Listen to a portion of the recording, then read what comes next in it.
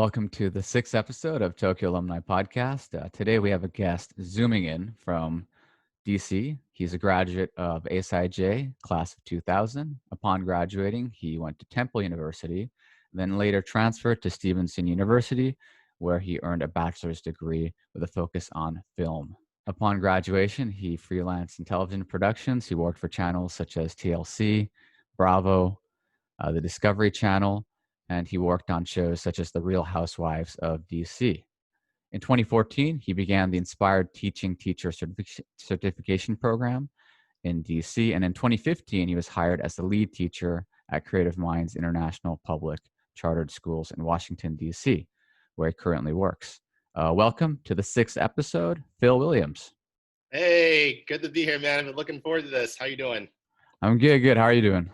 I'm doing fantastic. Lovely evening here in DC. So, excited to talk a little bit about my post-Tokyo life. Awesome. So it's been probably about 20 years.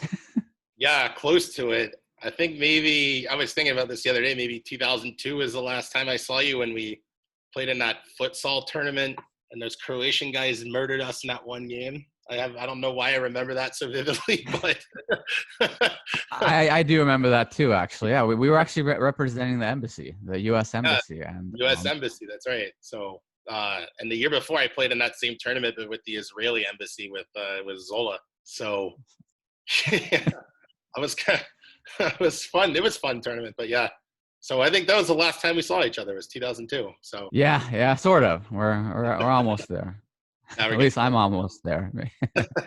Same.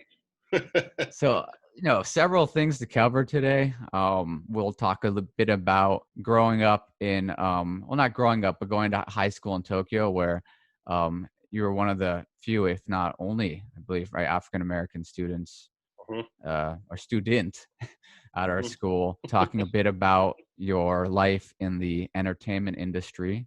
I know a lot of the stories you cannot tell us for legal reasons, but maybe what within the realms, what you can share with us. Then finally, this switch you make from entertainment industry to education. I think all of these would be very interesting topics to talk about. Sounds great. So going to high school, we went to the same school, although we weren't in high school at the same time, right? I was in middle school, I think, when you were in high school. And yes. If you could just share with us a little bit about the experience being in Tokyo during the 90s, that would be, I think, a good place to start. Yeah. Sure thing. I'll actually start that story back in the very beginning of 1998 when my dad had told us that he got a promotion with his company, which was IBM at the time, and we were going to move to Tokyo. And at the time, I was like hell-bent on not going because I was going to leave behind a group of friends that I had been friends with for about 8 or 9 years up to that point, and I was 2 years away from graduating high school. And it was kind of scary, like I always wanted to go to Japan, but I was like living there, man. I don't know if I'm down with it. But we moved and we got there in early August of 1998, if I remember correctly. And the first 1 to 2 months was kind of scary because we always grew up in a suburb. Like I was born in Baltimore City, but I had not lived in Baltimore City since I think probably 3 or 4 years old. So I was always in the suburbs, like the wide open, kind of quiet lifestyle. And then all of a sudden it's like, boom, it's just massive city. Tokyo, it's 30 million people crammed into like one plains area, and just there's buildings upon buildings. And it was scary at first, but after the first 3 weeks of being in school, when I started to make friends, it turned out to be really awesome. And Japan was totally different experience. Being in a country that's very society first, I would say. A lot of things that are geared towards the well-being of all citizens. Although at the time there was also the element of it being very heavily focused on males. That was an interesting dichotomy to moving from back home, where people kind of the U.S., where it's more like individualistic. So I did actually love that aspect of Japan, where it's let's do things in order for to better society. I mean, even little things like walking down the street and looking at guys constantly sweeping the sidewalks to keep them clean, for example, was pretty cool. And just how people were politely getting on and off the trains, even during rush hour, because I used to live right by Shibuya Station and wow. the Yamanote line, and Yeah. you know how it is on that line with It's especially quite terrifying. Shibuya, Yeah. Shibuya and Shinjuku. When you're on the platforms there during rush hour, that could be really crazy. But yeah, my school experience is really cool. ASIJ was a great school for me. I love the fact that the population of high school was really, really small. I don't remember the exact number. We barely had over 100 kids in my graduating class, but I had came from a high school in America, which was like 1,300 students. So there's like 300 odd people per grade. And then out of the 1,300 students, there was 90 of us who were African American. So it was not a lot of us there to begin with. So going into school at ASIJ, and I remember the first year I was there was me and maybe 3 others, I think, and 2 of them were African. And the one girl I remember was half black and half Korean. So, and I could be getting this wrong. I might have been 1 or 2 others. But so as far as I know, I was probably like the only like African American kid there. But it didn't really feel like I was out of place because I was used to that from back home in Maryland. We moved out to where my parents currently live when I was 7. So this is back in 1989. So, we were like the only black family in that neighborhood for like the longest time. And we never really had like any serious or egregious issues about, us being there. So to me, like going to ASIJ and being in that demographic, it was normal for me. And, it was cool. I was also really exciting because, I'd seen the same faces and then, for 8 or 9 years. And then I come to Japan and, it was friends from all over the place. I mean, all the Japanese kids that were going there, the various Americans. We had a few Australians. We had like a couple kids from Spain. There was somebody from, I think, Sweden, couple Swedes, a girl from Scotland my first year. So it was cool to like be in that sort of international mix. And I think it was really beneficial, I think, for me to move there and to be amongst that group of people,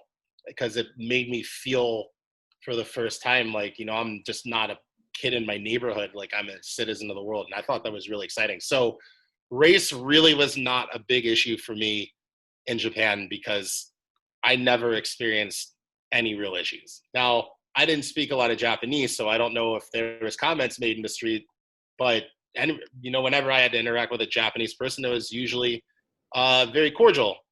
Aside from the one time that I, walked past Yakuza one time in Ginza. I was an experience. But I mean, that otherwise wasn't it was very cordial. That wasn't a very cordial interaction. I kind of was like, I got to get to the other sidewalk because yeah, it was kind of crazy. But otherwise, I mean, Japan was awesome. It was a great place to live. And I think I wish that I had done all of my high school there instead of just the last 2 years. It's really interesting how when you moved to 98, so that this is like pre, Facebook, pre social media. Yes. So, I mean, did you go in with any idea of what it was going to be like? I mean, no, I knew, I did not know very much about Japan. I knew Tokyo was a city. I knew about Mount Fuji. I knew about sushi, Nintendo, Sega, all that stuff. Sega Mega Drive. Sega Mega Drive, yeah. It was Genesis where I was. But we had one. But other than that, I didn't know too much about it. So it was kind of like an unknown thing. I mean, I did not know really anything about Tokyo except, just it was a city and it's near a mountain and, sushi and all that other stuff. But so I kind of went into it not really. I had no expectation because I was like, I don't know. Like, I don't know what's going to happen when we get there. There was something else. I just forgot what I was going to say. And even like, I remember, I didn't even want to be there when we first got there.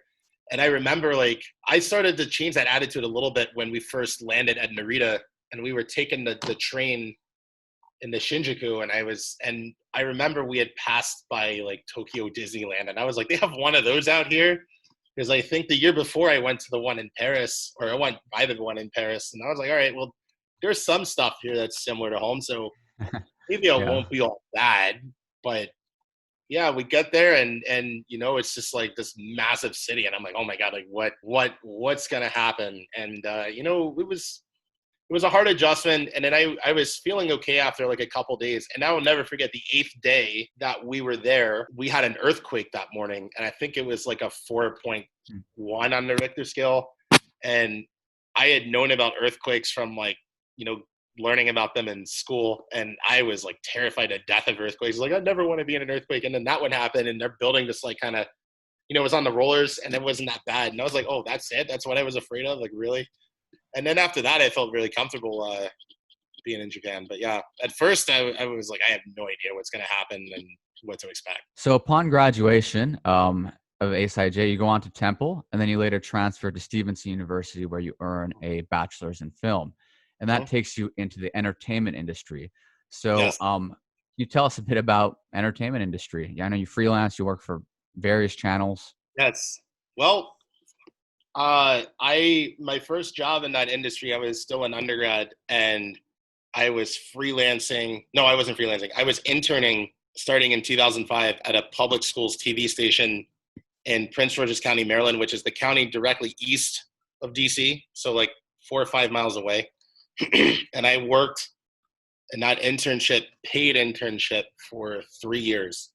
I graduated from undergrad in 2007. I took a really long route through college. When I transferred, I had to take certain classes to get my degree. They're only offered once a year. So some semesters I had 5 classes, and some semesters I have 2 classes. Okay. So in 2008, my job gets eliminated, because the county like slashed their school budget. So my position gets cut, and I'm at work for a couple weeks. And then a friend I graduated with from college had gotten a job as like some sort of producer job at Discovery, and I needed people to work on set. So they had hired me, and I worked on this show called Homemade Simple. It was like a Saturday at noon time slot here in America, so not a huge audience. It's about making your everyday home life easier. And that was my first foray into entertainment. And so because I freelanced, and I was usually like production assistant or assistant camera, so like very bottom rung jobs, I did so well that I started getting more work. And I got to a point where people started calling me to work on these sets, because it wasn't like great pay, but it was helping me to get to a bigger goal. Because had I stayed in television, my ultimate end goal was I wanted to be an editor, which is like one of the hardest jobs. It's very tedious, because you're the one who is splicing every millisecond of every program, and you're doing it largely on a computer through nonlinear means, like programs like Final Cut if you have a Mac, or Avid, yada yada. So I worked on that show for a few months with TLC, got some other gigs. Like I had a lot of gigs on the side, but I'm trying to think of what else I worked on. There was that show, Homemade Simple. I worked on a show about a little person married couple for like one episode where they came to film in Baltimore. Was that TLC? That was TLC as well. I can't. It was like I think I know that Big show. World or something like that. Yeah. Yeah. So I did that for like a couple days, and I once worked on Billboard, like the Billboard who does like all the music charts. They came out to DC once to live stream a Daughtry concert, so I worked on that for the whole day. I worked on a show called Real Estate Intervention, which was on HGTV, and that was a real world real estate show, which took place during when we had the economic crisis. I think it was in 2008 or something like that. And the housing market plunged here. And so people were having trouble selling their house. And so that was the show I worked on. And then I went back to Homemade Simple because they came back to DC to film again. And then they went to Raleigh, North Carolina for 3 months in 2009. So I went down to Raleigh with them because I had no other work lined up. And then I worked on the real estate show after that. I did the Real Housewives of DC. And that was because somebody else I was working and I dropped out. So that was like the most recognized show that I worked on. I worked on that show for probably 3 months, and it really was like my whole life. That show was, like 12, 14-hour days, maybe 6 days a week. It was very intense. I have a lot of crazy stories from that show. I sadly cannot share the most prominent story here on this thing, but there Maybe was off an the record. Well, there, I don't know if this is something you kind of say now that you're outside of that industry, but Mhm. were there certain companies that were easier to work with and certain companies that were not so easy to work with? They were all really cool. The company that I worked with on the HGTV show was a production company that was based out of San Francisco, and they opened up an office here just to shoot that show. I think that was probably the company I did the most with. I was allowed to not only just work on set, but to do other things that I wanted to do that was going to lead into my ultimate goal of editing. So I was very thankful for that. Having the chance to work for Discovery was pretty awesome. I really tried hard to get like a full-time job there. I was not successful, but that was probably the most enjoyable company that I worked for, just because I think my experience, but the culture there was really awesome. And the people who worked there helped to foster the culture.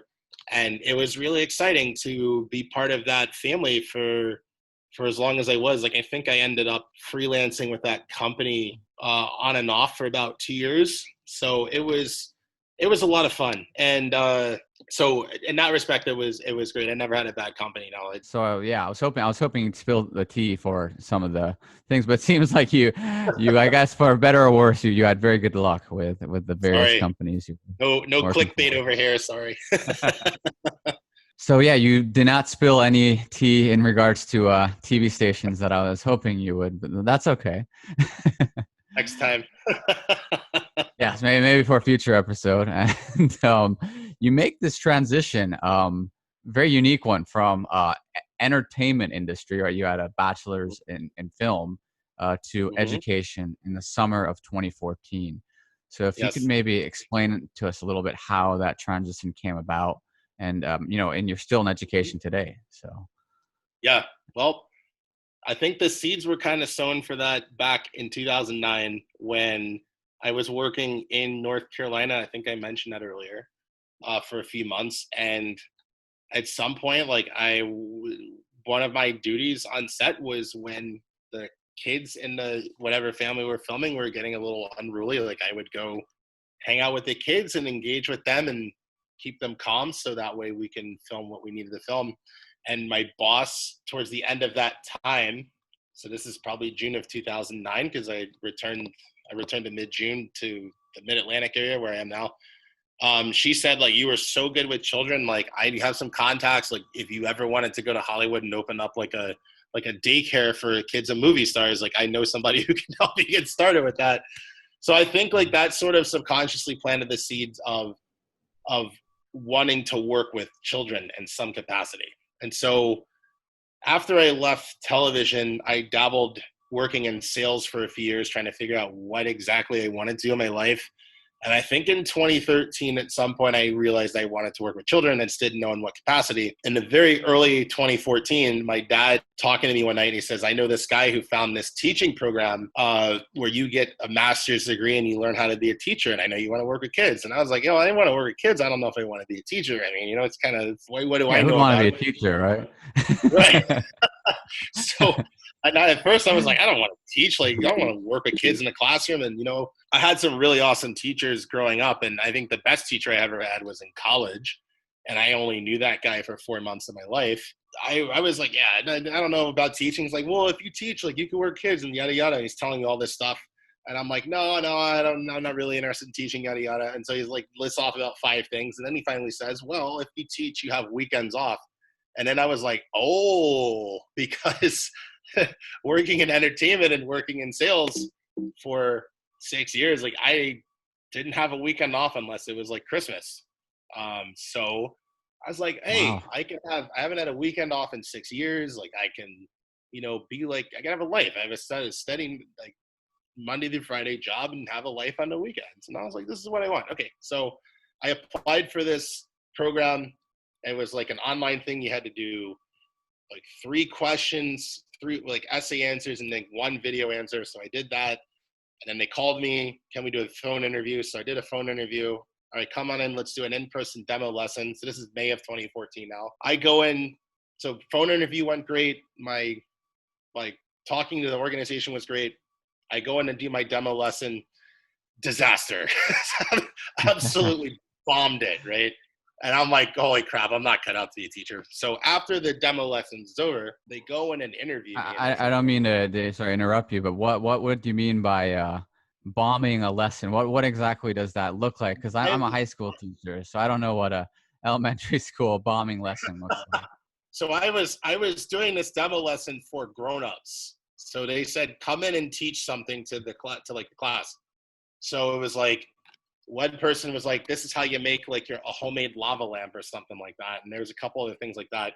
And then mine was like, here's the steps to properly purchase something. But my whole presentation required the internet, and I did not have Wi-Fi, and I didn't have the Wi-Fi password, and I didn't have anything else prepared for it, like no chart paper. So I'm like, oh my God, it's horrible. So eventually they gave me the Wi-Fi password, and then I was so embarrassed, I just mumbled through it, whatever. So they interview me after, and they say, how did your lesson go? And I'm like, oh my God, it was so terrible. Like if I would do it again, I would have done this, and this. I wasn't thinking properly, yada, yada. And they said, you're coachable, so we're going to let you in the program. So July 13th of 2014, I began the Inspired Teaching certification program here in DC. And there was a 3-week-long cohort.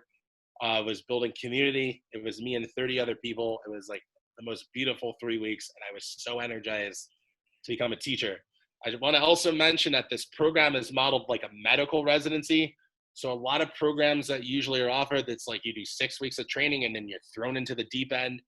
And this program allows you to be part of a classroom but work under a teacher for the first year, and you gradually get more and more responsibility so you understand the dynamics of how teaching actually works, and also to prevent burnout.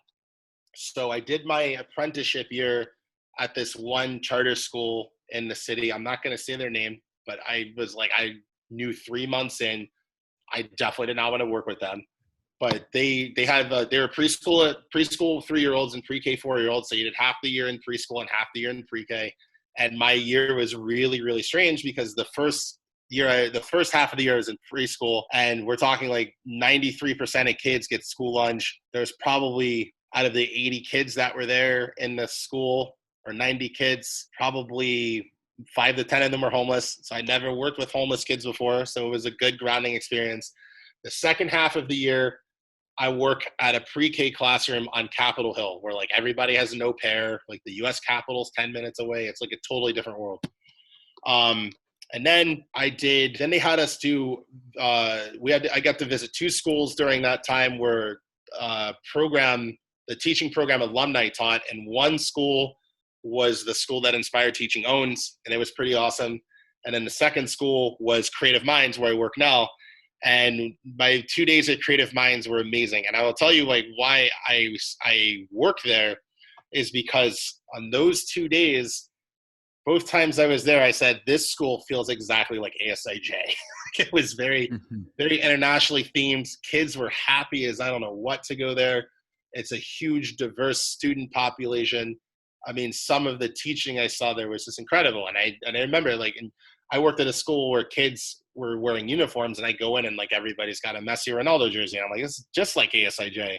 And I definitely want to work here. So I did my 2 days there, and then I met one of the staff, one of the administration members, and I was like, hey, I love this school. I want to work here. Like, are you guys hiring? And so they said yes. So I think 10 days later, I went in for my interview. The night before, I was up coughing all night, so I had no voice for my demo lesson. And basically, I talked like I had been smoking for 30 years. And then, so they interviewed me after. They saw my resume, like all the entertainment stuff on there. And like, seeing me going to ASIJ was a big deal because we use an international curriculum at Creative Minds, which is based out of London and it's taught in 90 countries. So they said, you're a strong candidate. We'll get back to you. And then 5 days later, I had a contract. And so I've been with them since June of 2015, and it's been a really wonderful 5 years. I'm not going to lie to you. So I'm very happy with what I do. So Creative Minds charter school, and in the United States, obviously it's a big topic, right? Charter schools, some say it's the solution, some say it's the problem, and there's probably a big gray area in between.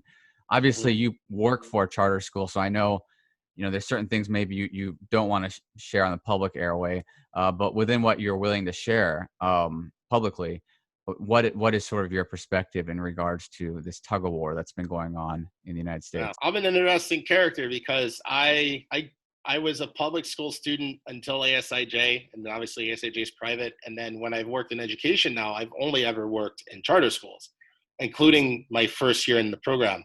So that tug of war between charter schools and non-charter schools has been happening in DC for before I started teaching, because the year I started the program, half of the public school population in DC were going to charter schools. So there's a stigma that charter schools are better because they can choose their own curriculum. It's not affiliated with any of the bureaucracy that you have to deal with in public schools. And there's a lot of cities across the United States that have all sorts of crazy bureaucratic red tape that you don't have to deal with. And there's a feeling that you get a better quality of education. And in some charter schools, and I'll throw my charter school in there because I think our curriculum is pretty amazing, that's certainly the case. I personally feel that I like public schools still very much because I'm a product of public schools, and I would like to see public schools being better organized and better run by various city governments. And in some of those cases, and I will say maybe Baltimore and Detroit, where the facilities in the public schools are absolutely horrible. And that, to me, sort of ties into an element of race. Because, when you think of urban public education in the United States, you're thinking largely Black student population, and the neighborhoods surrounding those schools sometimes are not always the nicest neighborhoods because they don't get the funding. There's no infrastructure for business. There's very little transportation infrastructure. And, because the schools are not properly funded, you're not going to have the best facilities. And if you're not going to have good facilities, you're not going to attract good teachers. You'll have teachers who are there for a paycheck, or sometimes you'll have teachers who go in because they want to help save Black children when they don't need to be saved. They need to be taught. They need to know that somebody cares. They need somebody to instill an intrinsic desire to want to learn and to have a great career in academia. And that in the United States, to me, is not going to be possible unless there is more funding allocated for urban public school districts. Because to me, in America, schools are largely the beacon of community. Schools have a lot of influence as far as the economic aspects of certain areas. So one of the reasons why we were the only Black family in our neighborhood for a while, and I think probably still the only African American family that I know of, is because we lived in the most desirable school district in my county for a long time. And the high school that I went to, people were fighting tooth and nail to get houses to live in that school district. And now there's a lot of schools in that county who are at the level of my old school or even better. So then my county has blown up and become a big hotspot. And you have people that work in Baltimore and people that work in DC that live in that county because they want their kids to go to the best schools. So, but you never ever see that happening in urban areas unless it's a charter school. So it's kind of charter schools good. They play a role. I think public schools in cities like Baltimore and, Detroit and a few other urban areas could be so much better. But the only way that's going to happen is if there's more money, because if you improve the school and if the school's getting better teachers, then kids are going to want to learn better. And then you will get a better neighborhood around the school. So that's so when it comes to this issue of funding, U.S. has that unique model of the property taxes funding the schools. And Mm-hmm. if I'm understanding what you're saying, you would prefer to see inner city schools that are just absolutely underfunded. Like specifically, you mentioned Detroit, Baltimore. I'm sure in that mix we can throw in certain parts of LA, and pretty much any urban area need in some shape or form money, basically first. But with that said, you do feel like charter schools do provide that unique opportunity of maybe choice that if it was Yes. all public school, like I'm trying to think off the top of my head. I imagine most Nordic countries, I assume they're all public schools. But you'd want to see people have some sort of choice in regards to education. And speaking of choice, it's like with Creative Minds, these other charter schools in DC, how I've heard of this concept, magnet schools, and like, schools that really cater their educational system towards just the arts or just the STEM. Do you see that as being sort of an idealistic model towards the future, where we sort of deviate away from this one size fits all, especially at the older levels like high school? Or do you think that this is still an experiment without perhaps a verdict? I would like to see, ideally, kids get a foundation probably from K to 5. And then when they get to middle school, I think, you definitely need to have the variety. I don't think a one-size-fits-all method is the way to go in the United States, because we're such a huge country and there's so many people that have so many diverse interests. And I think, like, there's kids that are going to want to do STEM, and there's kids that are not, that are going to want to focus in other areas. And like, like to go to a school that provides an internationally minded curriculum like my school does. So I think having the variety there is good. But I think a one-size-fits-all method, I don't really personally agree with that. I think we need to have variety.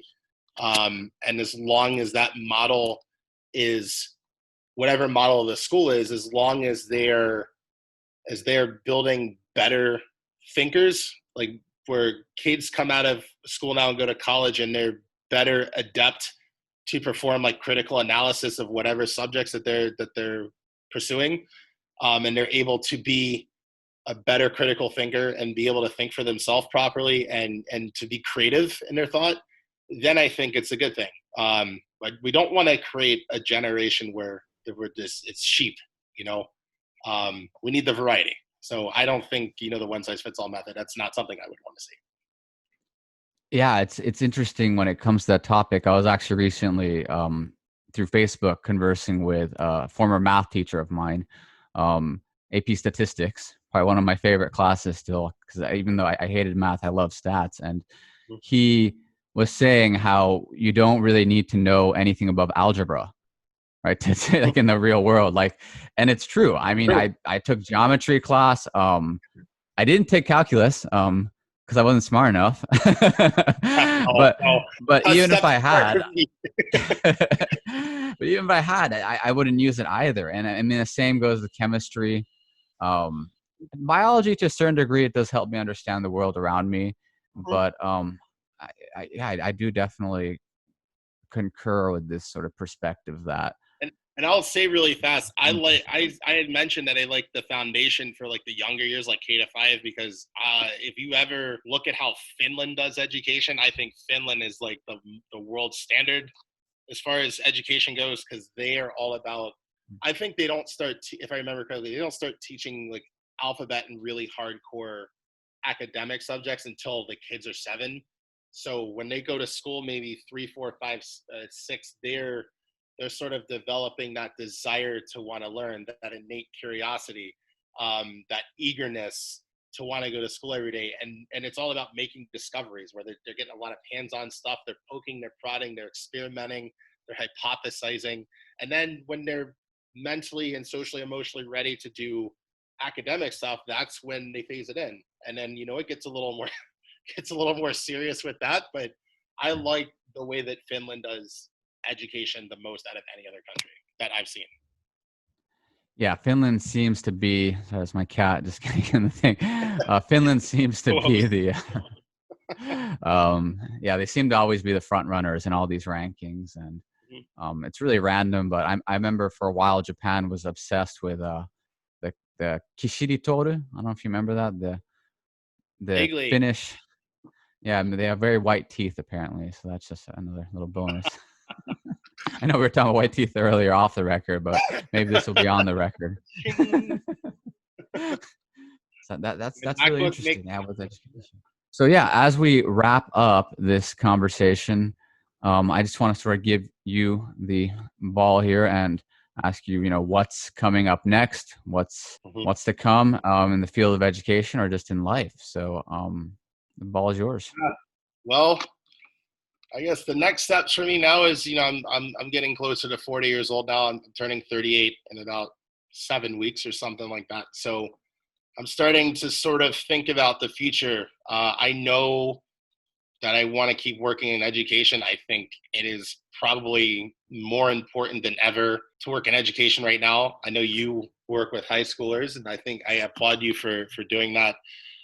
Just because I care very deeply about developing thinkers. I think that's what I love the most about education is I want to help my students who are 4 and 5 years old to be able to take charge of their learning, to promote independence within themselves. And I want them to become the best thinker that they could be. And in this era now that we live in, where we have so much technology at our fingertips, but the inverse of that is we are reading a lot less, like novels. Like people are not reading as much as they usually are. You wouldn't know that living in DC, but the average person, they're not getting a book. It's like little kids nowadays, whenever they're crying and the parents want to get them quiet, they shove a tablet in their face. That's one of the worst things you can do is shove a tablet in the kid's face, because that develops a whole cycle where, at a young age, they're picking up like, if they complain enough, they can get whatever they want. And I want to steer my kids away from that sort of thinking. And I want them to challenge themselves. I want them to not be afraid to fail. And I want them to learn that it's okay to not get your own way all the time. So it's important to give them the best, for them to be the best thinker that they could be, especially as they get older and with all of the different news platforms out there. And you don't know what's fake news and what's real news. So it's important for them it's important for me to be able to continue to develop kids to be able to think for themselves. So I am going to teach in the classroom at least for a couple more years. And then when 40 is right around the corner, it's time to have a serious conversation with myself. Like, am I going to continue teaching in the classroom throughout my 40s? Do I want to make the step to improve my career and get into administration? Do I want to write curriculum?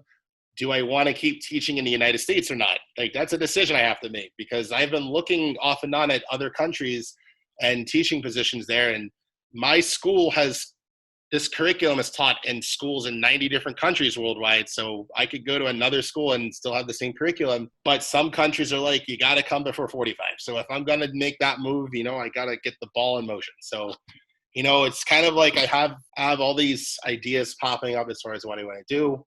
It's just a matter of finding the right course for me and then knocking it out. So, but I am going to stay in education because I am very passionate about education, and I'm very happy working in this field, and hopefully I will stay in this field until I have retired. So that's what's coming next for me. And you never know. Could make it back at ASIJ one day.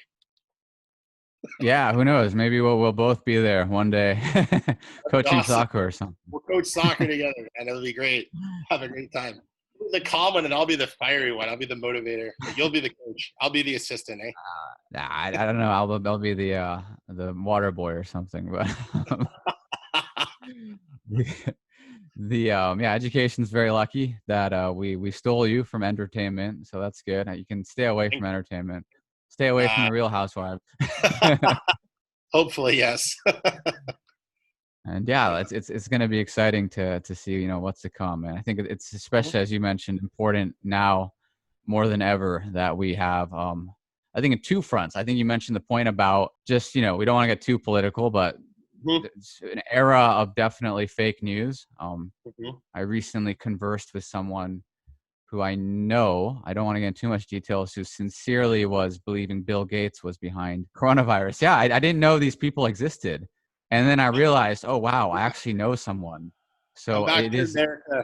Come back to America. We got millions of people like that. They'll yeah, believe anything that they read and anything that they hear. it's just a So, very scary era. And then, of course, with a mhm, much younger generation, as you said, shoving tablets in their face. And, mhm, I understand it's difficult, and I can't directly empathize because I don't have children of my own.